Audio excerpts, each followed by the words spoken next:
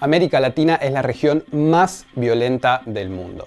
Si bien cómo medir este fenómeno y la falta de estadísticas son siempre deficiencias propias de la región, de lo que no quedan dudas es que en una zona de paz como la nuestra, los conflictos abundan y las soluciones parecen cada vez más lejos. Un caso es el de El Salvador, donde después de la guerra civil que dejó más de 75.000 muertos, se instaló una suerte de estado paralelo representado en las maras y que paradójicamente tienen la posguerra más víctimas que durante el conflicto armado. En este video vamos a ver de dónde surgen estas organizaciones, qué formas de financiamiento manejan y por sobre todas las cosas, cuál es el enfoque con el que el presidente más joven de Latinoamérica pretende controlarlas.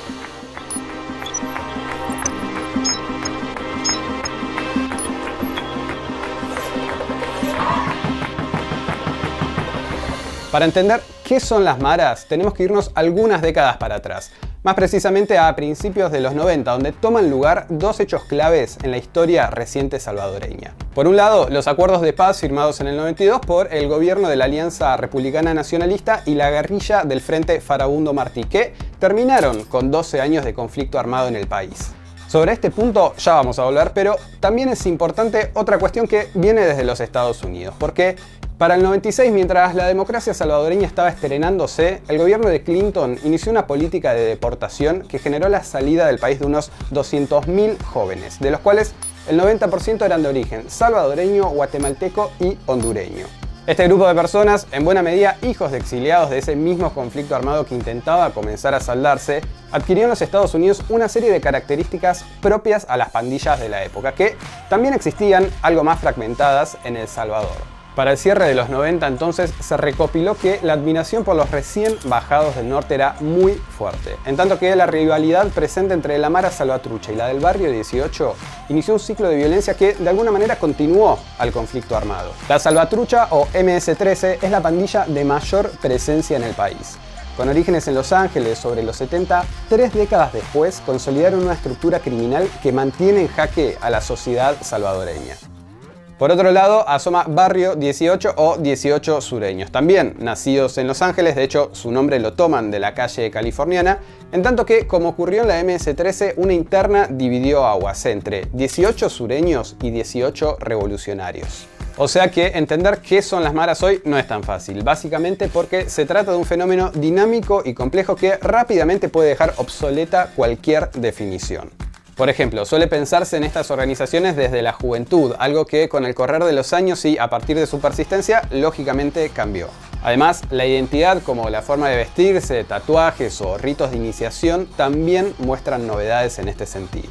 Lo que no cambia es que el Triángulo Norte de Centroamérica tienen Honduras y El Salvador un mano a mano por demás trágico para encabezar el ranking de las muertes violentas a nivel mundial. Algo que el actual presidente Bukele prometió corregir, pero antes de ver eso es interesante pensar por qué estas organizaciones crecieron tan rápido.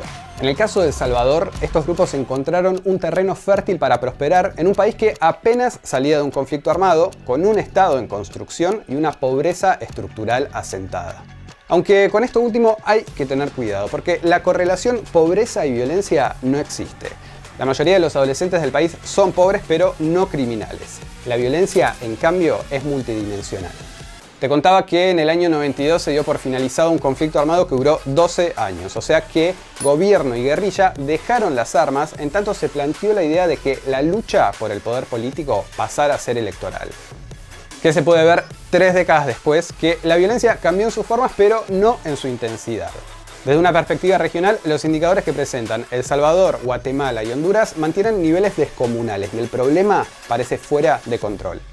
En El Salvador, a pesar de los acuerdos de paz y el fin de una crisis que dejó un saldo de más de 75.000 muertos y miles de desaparecidos, en pocos años se pasó de la violencia política a una de tipo estructural, donde paradójicamente en la posguerra ya hay más asesinatos que durante todo el conflicto armado. La violencia registrada en el Triángulo Norte se atribuye en buena medida a las maras, que tienen en los homicidios, extorsiones y secuestros parte de sus prácticas cotidianas. A esto es importante sumar que su identidad está vinculada al territorio que controlan, porque además de explicar la creciente relación de las maras con el narcotráfico, en buena parte del país decretan toques de queda para regular las horas de entrada y salida de los habitantes, así como también utilizan chicos de entre 12 y 15 años como parte de la logística. Si la restricción de la libre circulación te parecía poco, también impusieron la renta como una de las formas de financiamiento. Esta suerte de tributo a través de un sistema aceitado de extorsión opera sobre buena parte de la población y permite comprender con lo anterior por qué ocurren los desplazamientos forzados del país. Esta capacidad de control de las maras provoca además que buena parte de la sociedad salvadoreña haya tenido que aprender a coexistir con dos estados o con estados paralelos. Y a todo esto, el relevamiento estadístico, que siempre es una deuda pendiente en nuestra región, deja algunos datos llamativos. En 2012 se abrió un espacio de tregua entre la Mara Salvatrucha y Barrio 18, que duró poco más de un año y significó uno de los periodos menos violentos en el país, reduciendo la tasa de homicidios de 15 a 5 asesinatos diarios.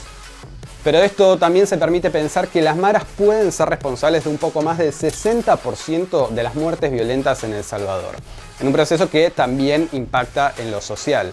¿Te acordás de la crisis migratoria que todavía hoy intenta llegar a los Estados Unidos? Bueno, parte de ese grupo son los cientos de familias que residen en zonas de alto riesgo controladas por maras y que además del temor a la violencia, abandonaron su país para evitar el reclutamiento forzado de sus hijos. Según la Organización Mundial de la Salud, la violencia en Centroamérica es epidémica y se está volviendo crónica en ciertas zonas. El Salvador es una de ellas y nada parece indicar que en el corto o mediano plazo la situación vaya a revertirse. Lo que sí dejan claro es la necesidad de reorientar las políticas que se tomaron hasta el momento, llevándonos a la pregunta de cuál fue el rol que tuvo el Estado mientras todo esto pasaba. Si para el cierre de los 90 la firma de los acuerdos generaba una cierta expectativa en reducir los niveles de conflictividad, el siglo XXI muestra el enfoque que en buena medida dieron todos los gobiernos de turno. Para 2003, por ejemplo, el gobierno de Arena lanzó la política de mano dura, un nombre que, además de no necesitar mucha explicación, duró hasta 2009, generando una gran cantidad de presos, lo cual a su vez tuvo un doble efecto. Cárceles colapsadas por un lado, algo que ya vamos a ver, y la posibilidad de reorganizar estos liderazgos por el otro. Con el cambio de gobierno se probó la negociación conocida como la tregua, basada en reubicar a los líderes de las maras, detenidos hasta entonces en cárceles de máxima seguridad, en un recinto de menor presión y generando la reducción en los niveles de homicidios que vimos hace un rato. Pero con la victoria de Sánchez Serén, para 2014 se ordenó el retorno al centro penitenciario de máxima seguridad de estos líderes. La decisión no gustó y los homicidios, en particular de policías y militares, aumentaron nuevamente. O sea que, además de la incapacidad del Estado salvadoreño en controlar su propio territorio, estos vaivenes muestran que, como vimos en el caso de México, que si no lo viste lo podés ver acá, la mayor presencia de las fuerzas de seguridad no se traducen en la disminución del poder de estos grupos. Para que queden claro, la violencia no se puede frenar con más violencia, sino que es clave poder contar con un enfoque integral en el que el Estado avance tanto en consolidar su institucionalidad como en alcanzar las reformas aún pendientes en sectores que van desde lo educativo hasta el sistema penitenciario. Si para esto hace falta, entre otras cosas, liderazgo, voluntad política y negociación, veamos entonces qué propone el actual presidente de El Salvador, Nayib Bukele. Con 38 años y en el cargo desde el 1 de junio de 2019, Bukele hizo de Twitter su medio de comunicación hacia el país y el mundo. Desde la red social daba órdenes a sus funcionarios, los felicitaba y también los retaba. Pero lo cierto es que por fuera de sus formas y el haber roto la hegemonía electoral de los dos partidos que gobernaron desde el 92, el mandatario prontamente fue mutando en sus políticas. El retiro del nombre del coronel Domingo Monterrosa, comandante de las Fuerzas Armadas durante el conflicto civil, fue una primera medida que causó satisfacción, pero en poco tiempo Bukele comenzó un discurso sobre las maras que se basa en la idea de que los presos van a pagar los errores de los que están en las calles. Paren de matar ya. Yo no sé quién los está ordenando, probablemente sean políticos, yo no sé quién los está financiando, probablemente sean políticos, pero ese dinero es maldito. Porque si siguen recibiendo ese dinero y si siguen ejecutando esas órdenes, los que van a sufrir, bueno, vamos a ir tras los políticos después, pero los primeros que van a sufrir van a ser sus compañeros que están en las cárceles. El estado de emergencia carcelario finalmente se decretó, autorizando el uso de fuerza letal y decidiendo mezclar las facciones de la MS-13 y la M-18 en una misma cárcel, dejando estas imágenes que quizás hayas visto. Esposados, hacinados y semidesnudos, los retratos de esta realidad dieron la vuelta al mundo. En plena pandemia, cientos de personas se amontonaron adrede, marcando la contradicción absoluta del necesario distanciamiento social y generando la respuesta de Barrio 18. Los integrantes de las organizaciones más violentas están literalmente durmiendo con su enemigo, aunque tanto la Mara Salvatrucha como las dos facciones de Barrio 18 decidieron darse una nueva tregua para lograr al menos intentar convivir. Pero difícilmente esto puede considerarse como un logro político y mucho menos como un paso necesario para resolver un problema estructural en un país donde la violencia no solo no cede, sino que avanza cada vez más fuerte. Como vimos y como la historia ha probado, las respuestas tienen que venir del Estado, en forma integral, con voluntad y transparencia política. La violencia, aunque cueste entenderlo, no se puede frenar con más violencia.